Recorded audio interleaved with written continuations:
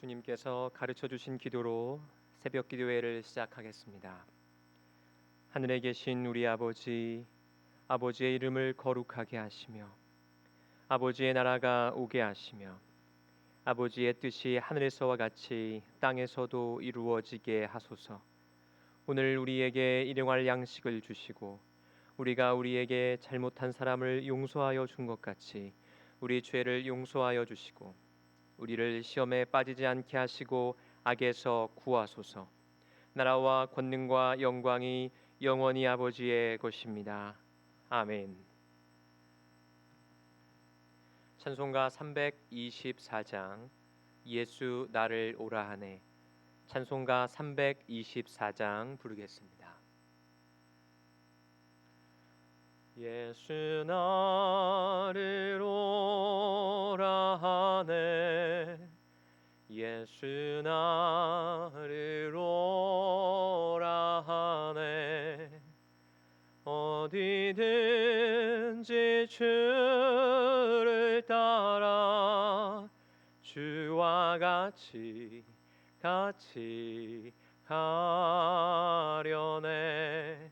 주의 인도하심 따라 주의 인도하심 따라 어디든지 주를 따라 주와 같이 가려네. 겟세마네 동산까지 주와 함께 가려 하네. 피땀 흘린 동산까지 주와 함께 가려네. 주의 인도하심 따라 주의 인도하심 따라 어디든지 주를 따라 주와 같이 가려네. 심판하실 자리까지 주와 함께 가려 하네. 심판하실 자리까지 주와 함께 가려네. 주의 인도하심 따라 주의 인도하심 따라 어디든지 주를 따라 주와 같이 가려네.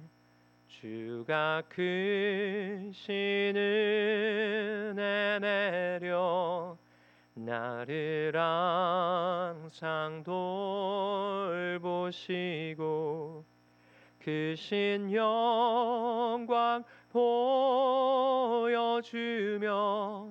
나와 함께 가시네. 주의 인도하심 따라 주의 인도하심 따라 어디든지 주를 따라 주와 같이 가려네.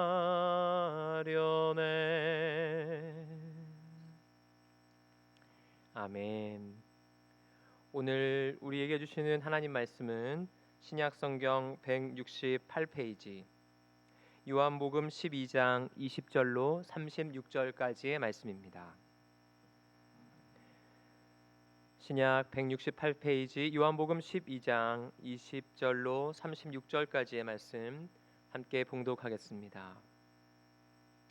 명절에 예배하러 올라온 사람 중에 헬라인 몇이 있는데 그들이 갈릴리 벳세다 사람 빌립에게 가서 청하여 이르되 선생이여 우리가 예수를 배웁고자 하나이다 하니 빌립이 안드레에게 가서 말하고 안드레와 빌립이 예수께 가서 여쭈니 예수께서 대답하여 이르시되 인자가 영광을 얻을 때가 왔도다. 내가 진실로 진실로 너희에게 이르노니 한 알의 밀이 땅에 떨어져 죽지 아니하면 한 알 그대로 있고 죽으면 많은 열매를 맺느니라. 자기의 생명을 사랑하는 자는 잃어버릴 것이요 이 세상에서 자기의 생명을 미워하는 자는 영생하도록 보존하리라. 사람이 나를 섬기려면 나를 따르라. 나 있는 곳에 나를 섬기는 자도 거기 있으리니 사람이 나를 섬기면 내 아버지께서 그를 귀히 여기시리라. 지금 내 마음이 괴로우니 무슨 말을 하리요. 아버지여 나를 구원하여 이 때를 면하게 하여 주옵소서. 그러나 내가 이를 위하여 이 때에 왔나이다. 아버지여 아버지의 이름을 영광스럽게 하옵소서 하시니 이에 하늘에서 소리가 나서 이르되 내가 이미 영광스럽게 하였고 또다시 영광스럽게 하리라 하시니 곁에 서서 들은 무리는 천둥이 울었다고도 하며 또 어떤 이들은 천사가 그에게 말하였다고도 하니 예수께서 대답하여 이르시되 이 소리가 난 것은 나를 위한 것이 아니요 너희를 위한 것이니라. 이제 이 세상에 대한 심판이 이르렀으니 이 세상의 임금이 쫓겨나리라. 내가 땅에서 들리면 모든 사람을 내게로 이끌겠노라 하시니 이렇게 말씀하심은 자기가 어떠한 죽음으로 죽을 것을 보이심이로라. 이에 무리가 대답하되 우리는 율법에서 그리스도가 영원히 계신다 함을 들었거늘 너는 어찌하여 인자가 들려야 하리라 하느냐. 인자는 누구냐? 예수께서 이르시되 아직 잠시 동안 빛이 너희 중에 있으니 빛이 있을 동안에 다녀 어두움에 붙잡히지 않게 하라. 어두움에 다니는 자는 그 가는 곳을 알지 못하느니라. 너희에게 아직 빛이 있을 동안에 빛을 믿으라. 그리하면 빛의 아들이 되리라. 아멘. 참 좋으신 성삼위 하나님께서 우리의 가정과 교회와 기지와 이 나라에 은혜와 평강 주시기를 기도합니다. 오늘은 미랄의 영광에 대해서 묵상하겠습니다. 20절에 예루살렘 성에 들어가신 후 순례 온 그리스 사람들이 예수님에 대한 소문을 듣고 찾아옵니다.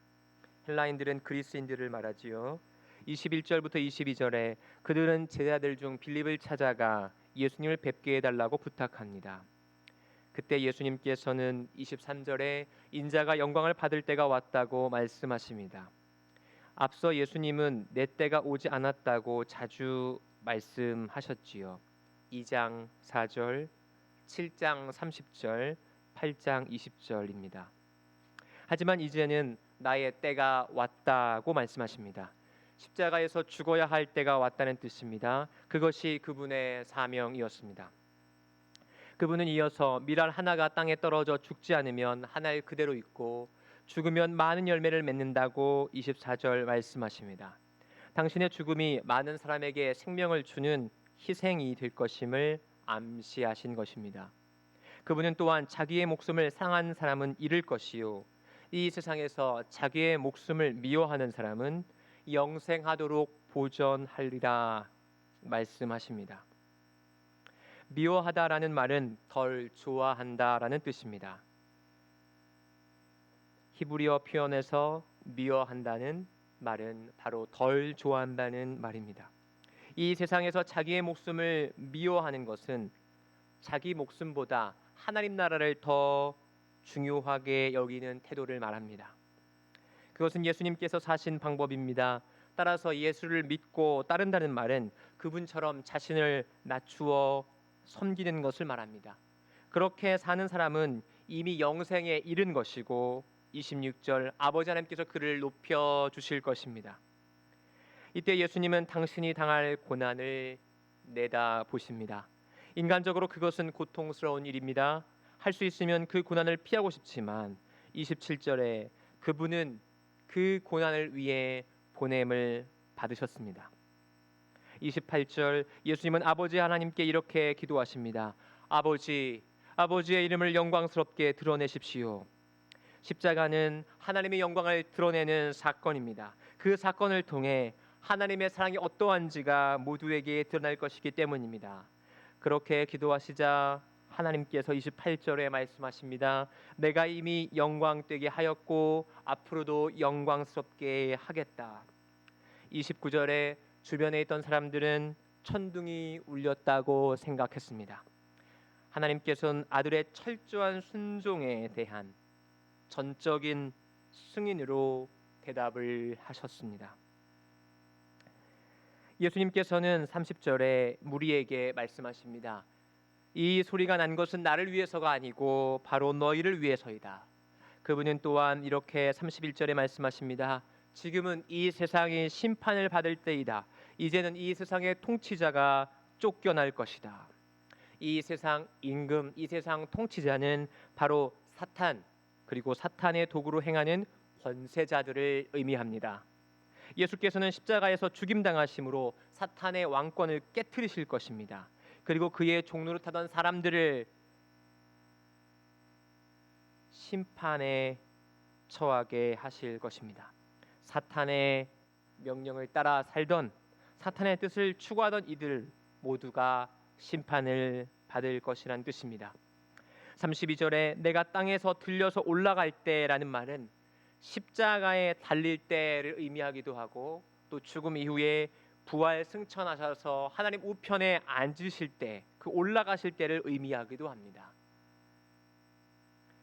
그러자 무리 가운데서 어떤 사람들이 되묻습니다. 34절에 이 인자가 누구입니까?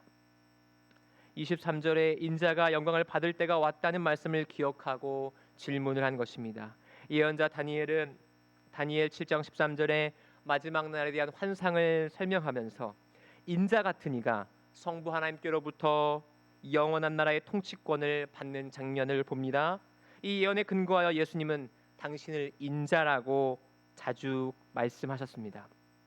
하지만 예수님은 그들의 질문에 직접 대답하지 않으셨습니다. 그들이 그 사실을 믿고 받아들일 준비가 아직 되어 있지 않았기 때문이었습니다.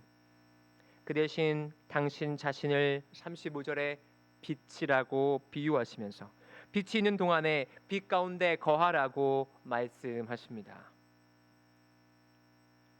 우리는 모두 영광을 추구합니다. 우리는 우리가 높아지는 것을 영광으로 여깁니다. 예수님의 제자들도 그랬고요. 그분의 형제들도 그랬습니다. 그래서 그분의 능력을 널리 알려서 사람들로부터 인정받고 높임받기를 추구했습니다. 그들은, 특별히 제자들은 예수께서 로마군을 몰아내시고 영광스러운 다윗 왕국을 회복시키시고 그 다윗 왕국에서 영원히 다스리시기를 소망했습니다. 그것이 예수님의 영광이요 또 자신들의 영광이라고 생각했습니다. 예루살렘에서 입성하시는 예수님을 보며 종려나무가지를 흔들며 호산나 외치던 이들도 마찬가지였습니다. 그러나 예수님은 정반대로 생각하셨습니다. 자신을 낮추고 비우고 섬기는 것이 자신의 영광이라고 믿으셨습니다. 십자가에서 달려 죽는 것은 당신에게 일어날 수 있는 최고의 영광이라고 여기셨습니다. 그것은 또한 하나님의 영광이기도 했습니다. 그것을 통해 하나님의 진심이, 하나님의 사랑이 온 천하에 드러날 것이기 때문입니다. 그래서 미랄의 비유를 사용하셨습니다. 미랄의 영광은 아름다운 그릇에 쌓여서 고이 보존되는 데 있지 않습니다. 땅에 떨어져 썩음으로써 많은 열매를 맺는 것이 미랄의 영광입니다. 예수 그리스도께서는 썩는 미랄처럼 십자가에 달려 죽으심으로 영생에 이르는 길을 열어주셨습니다. 그 고귀한 희생으로 우리가 참 생명을 얻었다면 우리도 그렇게 살도록 힘써야 될 줄로 믿습니다. 그래서 예수님께서 26절에 말씀하십니다. 다시 한번 26절 읽겠습니다. 사람이 나를 섬기려면 나를 따르라. 나 있는 곳에 나를 섬기는 자도 거기 있으리니 사람이 나를 섬기면 내 아버지께서 그를 귀히 여기시리라.